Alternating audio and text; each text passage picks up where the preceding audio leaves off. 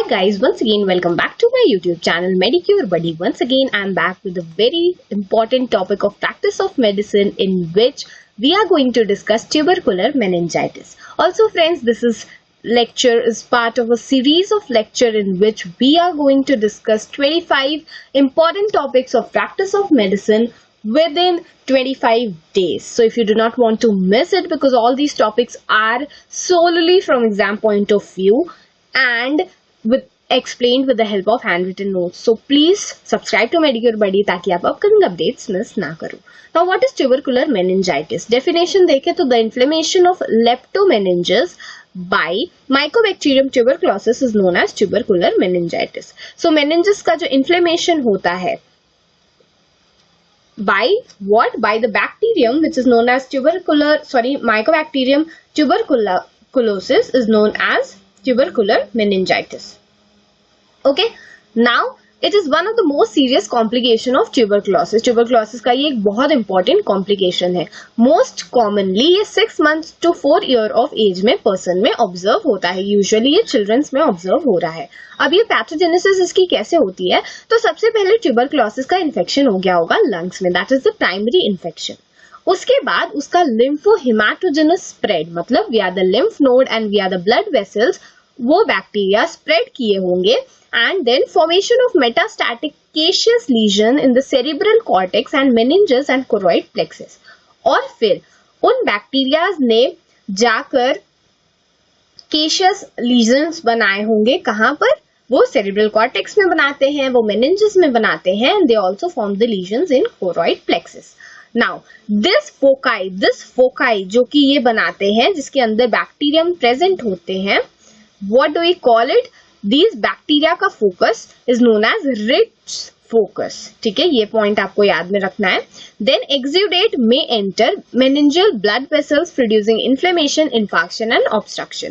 और कई बार उसका जो exudate होता है, मतलब जो discharge होता है, वो blood vessels में भी जा सकता है जिसकी वजह से infection, infarction and obstruction can also happen. Now ये हाइड्रोसेफेलस भी कॉज कर देता है ड्यू टू जो सिस्टर्न्स होते हैं ब्रेन्स में, उनको अगर ये ऑब्स्ट्रक्ट कर देगा तो obviously this can cause to hydrocephalus. ठीक है, अभी हम इसके क्लिनिकल फीचर्स देख लेते हैं. तो इसमें 3 स्टेजेस होती हैं. First one is prodromal stage. Prodromal stage 1 से 2 वीक तक लास्ट करती है और बच्चा इसमें लिस्टलेस होता है with loss of interest in play. जो बच्चा है उसको खेलने का मन बिल्कुल नहीं करता है. आपको चाइल्ड में फीवर ऑब्जर्व होगा. ठीक है, fever is a very important symptom that you can see here. उसके अलावा एनोरेक्सिया, जो बच्चा है ना उसको कुछ भी खाने पीने का मन नहीं करेगा. So anorexia is also observed. Then person जो है चाइल्ड है उसमें आपको वॉमिटिंग के सिम्टम्स. ठीक है, बच्चा कुछ खाएगा नहीं एक तो, और ऊपर से उसको वॉमिटिंग सिम्टम्स ऑब्जर्व होंगे. So vomiting is also very important complication which is found here. Then weight loss, बच्चे में आपको weight loss ऑब्जर्व होगा. Then loss और stagnation of development milestones. छोटा बच्चा जो होता है उसके जो लाइफ में milestones आने चाहिए, जो डेवलपमेंट होना चाहिए, जो उसके ऑर्गन्स का डेवलपमेंट, जो उसके हाइट का डेवलपमेंट, उन चीजों में, उन माइलस्टोन्स में आपको स्टैग्नेशन या तो धीरे होगा या फिर होगा ही नहीं. नेक्स्ट आ जाते हैं स्टेज 2 पे, जिसमें CSF का प्रेशर बढ़ जाता है जिसकी वजह से पर्सन में हेडेक होगा. ठीक है, फीवर इज ऑब्जर्व्ड. बच्चा जो रहता है इसमें vomiting and constipation can also be present and that also of severe category. First one में वॉमिटिंग था but here of severe category is present. Nerve palsy देखें तो 3rd, 6th और 7th नर्व की पाल्सी ऑब्जर्व होती है. Speech and movement disorders can also B observe because obviously जो brain है वो अफेक्टेड है, तो उसकी वजह से नर्व पाल्सी हो जाएगी, उसकी वजह से हेडेक होगा, उसकी वजह से स्लीपर मूवमेंट के डिसऑर्डर्स भी ऑब्जर्व होते हैं. Then bulging of anterior fontanelles, जिसको हम क्रैक पॉट साइन कहते हैं. फ्रेंड्स आप लोग ये पॉइंट याद रखिएगा because crack pot sign is specifically observed in the patients of tubercular meningitis. Then person जो बच्चा होता है that is semi conscious और may be present with convulsions. ठीक है, स्टेज 3 हो जाती है कोमाटोज स्टेज, जिसमें बच्चा कोमा में चला जाता है. हाई फीवर रहेगा, sometimes hemiplegia and paraplegia can also be present. Opisthotonos की कंडीशन मिलेगी, बच्चे का प्यूपिल डायलेटेड होता है, हाइपरटेंशन इज ऑब्जर्व्ड एंड अगर प्रॉपर ट्रीटमेंट नहीं दिया जाता है इस स्टेज में तो unfortunately this can even lead to death.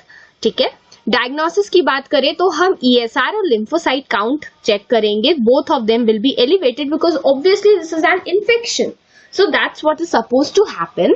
Next lumbar puncture के लिए हम जाएंगे एंड इन दैट केस हमें CSF का प्रेशर बढ़ा हुआ मिलेगा जो हमें कॉब वेब लाइक अपीयरेंस देता है। ठीक है, हम लंबर पंचर करेंगे तो एक तो CSF का प्रेशर हमें बढ़ा हुआ मिलेगा, उसके अलावा proteins is also elevated, sorry proteins are also elevated here. Next lymph node की हम बायोप्सी कर सकते हैं, we can go for CT scan and even for CSF culture जिधर हमको mycobacterium tuberculosis will be observed. Okay, so friends, this is it about today's session जिसमें हमने discuss किया ट्यूबरकुलर मेनिंजाइटिस, उसका पैथोजेनेसिस कैसे होता है, उसमें क्या क्या साइंस एंड सिम्टम्स आते हैं, उसमें क्या स्टेजेस होते हैं and also its investigation. In the next video will be discussing some other topic of practice of medicine and I am sure आप वो मिस नहीं करना चाहते because these 25 topics are to the point, crisp and ये exam point of view से बहुत ज्यादा important है and that is why I share this video all. I hope ये वीडियो आपको पसंद आया होगा, अगर पसंद आया तो इसको लाइक कीजिए, मेडिक्योर बॉडी को सब्सक्राइब करना बिल्कुल मत भूलिएगा। मिलते हैं नेक्स्ट वीडियो में, थैंक यू।